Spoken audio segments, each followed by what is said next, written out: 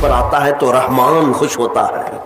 میرے عزیزوں، میں نے یہ بھی پڑھا، ہمارے گناہوں کی وجہ سے، ہماری بدعمالیوں کی وجہ سے یہ پوری کائنات کی ہر چیز خفا ہوتی ہے۔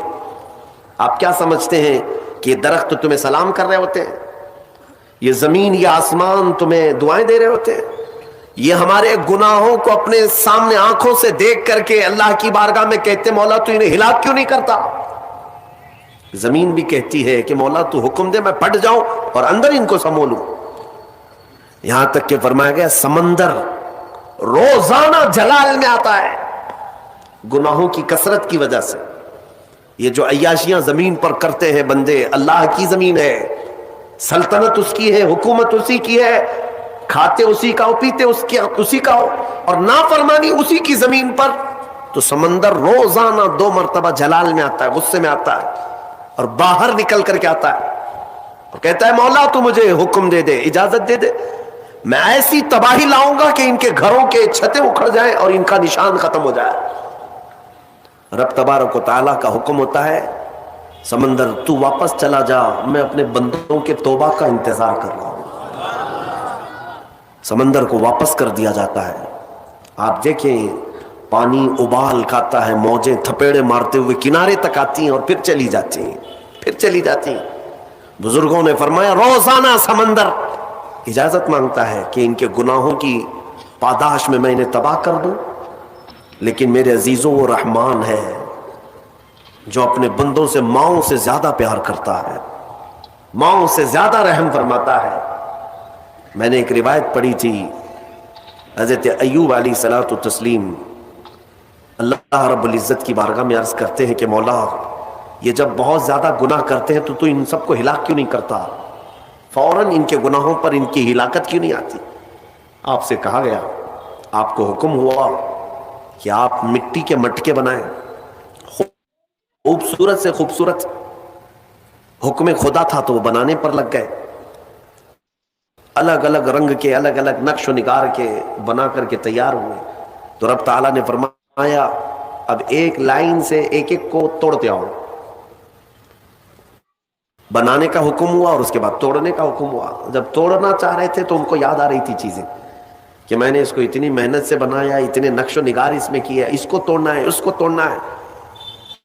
ان کا دل پسیج گیا کہ اپنی محنت سے ہاتھوں سے بنایا ہوا یہ مٹکا ہے، اس کو اپنے ہاتھوں سے توڑ دو۔ حکم تھا رب تعالیٰ کا۔ تو رب تبارک و تعالیٰ نے فرمایا ایوب تم نے مٹی کے مٹکے ہاتھوں سے بنائے اور توڑنے کا تمہارا دل نہیں کرتا، یہ پورے بندے میری دست قدرت سے بنائے ہوئے ہیں، یہ رب تبارک و تعالیٰ کی مخلوق ہیں، کیا میں ان کو ایسے ہی ہلاک کر دوں؟ میرے عزیزوں جلدی عذاب نہیں آتا، چوریاں بھی عروج پر ہوتی ہیں، زنا بھی عروج پر ہوتے ہیں، ڈکیت بھی ہوتے رہتے ہیں، لیکن پھر بھی مولا کریم مہلت پر مہلت دیتا ہے، مہلت پر مہلت، جلد کسی کے گناہوں کو آشکار بھی نہیں کیا جاتا۔ ہاں حضرت عمر فاروق رضی اللہ تعالیٰ عنہ کے زمانے میں ایک شخص شراب کے جرم میں پکڑا گیا، اس کو سزا کے لیے لایا گیا، تو اس نے کہا کہ حضور معاف کر دیں، میرا پہلا جرم ہے، اس کے بعد نہیں کروں گا۔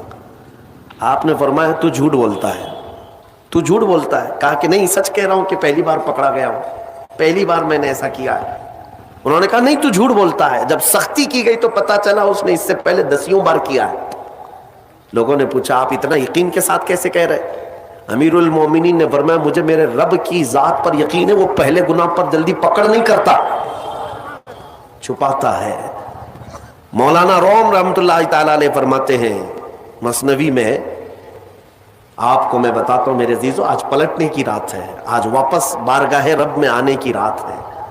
میں نوجوانوں سے آج صرف اپیل کر سکتا ہوں چھوڑو اس لال و رنگ کی دنیا کو، اس سے ہونا کچھ نہیں ہے سوائے داغ دھبے کے۔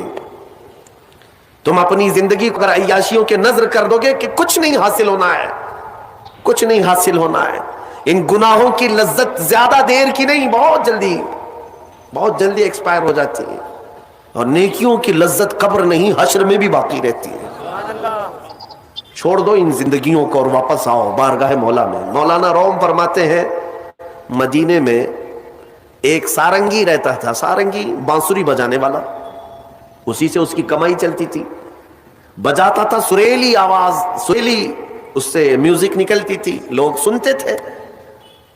वक्त गुजरता गया, उसी की कमाई में चलते रहे। लेकिन एक बात याद रखना है नौजवानों, वक्त सबके साथ हमेशा वैसा नहीं रहता। आज जो नौजवान हैं कल बूढ़े हो जाएंगे। आज बहुत सारे नौजवान ये समझते हैं कि मुझे क्या फर्क है, मेरे पास ताकत है, कुव्वत है, मेरे पास माल है, मैं जो चाहूं कर लूंगा। वक्त सबके साथ यकसा नहीं रहता, बहुत जल्दी चीजें जायल हो जाती हैं, खत्म हो जाती हैं। हमने उन लोगों को भी देखा है जिनके बारे में, अभी मैं ज्यादा पुरानी बात नहीं कर रहा हूं, 10 साल पहले की बात, जिनका ये ऐलान था कि इतना माल है कि हमारी 7 पुश्तें खा सकती हैं, लेकिन उसी बंदे को मैं आज देखता हूं वो 10-10 रुपये मांगता है, 10-10 रुपया आज भी मांगता है। कहां गई दौलत? एक हालत में हमेशा इंसान नहीं रहता, बदल जाया करती है कैफियतें। वो सारंगी जो जिंदगी भर बांसुरी बजा बजा करके पैसा कमाता था, 80 साल का हो गया, सांस फूलने लगी। अब जब सांस फूलने लगी तो बांसुरी बजती नहीं, लय टूट जाती है। लोग नहीं सुनते थे, कहते थे बुढ़ापे में इसकी बांसुरी बजती ही नहीं, क्या बात इसकी बाजे को सुने। लोग छोड़ छोड़ करके जाने लगे, ना कोई महफिल गर्म होती, ना कोई उसको पैसा देने वाला था। और अब तो ऐसे हालत हो गई कि उस बूढ़े के 80 साल की उम्र में पेट के लाले पड़ गए, खाने पीने के लिए कुछ नहीं है। जो कुछ भी मिलता था वो बांसुरी के बजाने से मिलता था। थक हार करके अपनी बांसुरी को लेकर के आया जन्नतुल बकी कब्रिस्तान, मदीने तैयबा का मशहूर कब्रिस्तान। गालिबन ऐसी कोई मुकद्दस रात रही होगी, यह हजरत उमर फारूक का जमाना है। रात काफी हो चुकी, मदीना सो रहा, मदीने के लोग सो रहे हैं। और वो कब्रिस्तान में आया और कब्रों को देखने लगा। कहा अनकरीब मेरा भी यहीं जाना है, मुझे भी मनो मिट्टी तले अब दब जाना है। चंद लम्हों का मैं मेहमान हूं, चंद दिनों का पता नहीं। और जिंदगी भर बांसुरी बजा बजा करके खाता रहा।